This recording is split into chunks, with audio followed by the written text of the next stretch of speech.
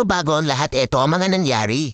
Kung di ka pa naka-follow sa aking pages, baka naman. Dito guys, may kakampi ako na tinatrash talk ako. Tignan nyo guys mga chat ni Arges sa akin. Minsan talaga nakakasar magkaroon ng ganitong kakampi, yung isang pagkakamali mo lang kung ano-ano na mga masasakit na salita ang mga sasabihin. At para hindi lang ako masar sa mga chat ni Arges, nag-click na lang ako ng mute button, hahaha. At shoutout kay Mia dito, pinagtatanggol niya ako kay Arges at dahil dyan ipapanalo ko ito. Sana all.